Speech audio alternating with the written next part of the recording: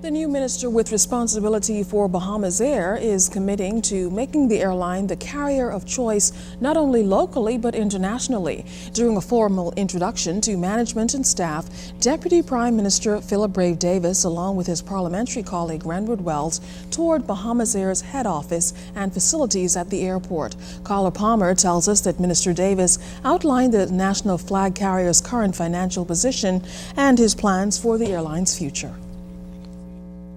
Deputy Prime Minister the Honourable Phillip Davis, who has responsibility for Bahamasair, is looking to confront issues at the national flag carrier head-on. He says there are quite a few at the forefront.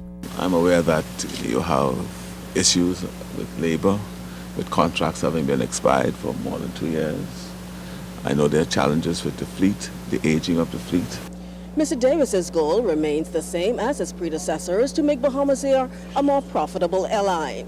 So far, that has been an elusive goal, with Bahamasair reportedly still losing as much as $21 million a year. And the overall deficit, much more than that.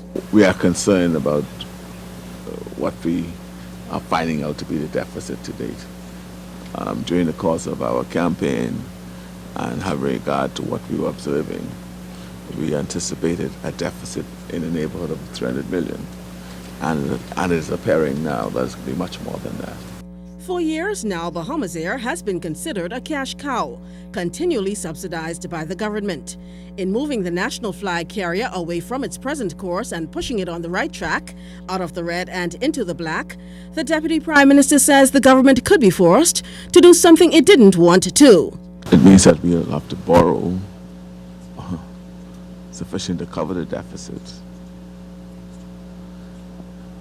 And it may very well mean that we'll have to, the initiatives that we have initiatives that we had planned to implement within the next fiscal period, we'll have to visit them to see which of those we scale back on and which of those we place more emphasis on. The two areas that we will not compromise on will be crime and creating jobs. Asked whether privatization of Bahamasair was in the pipeline, Mr. Davis says the government will first have to look at the benefits. Carla Palmer, ZNS News.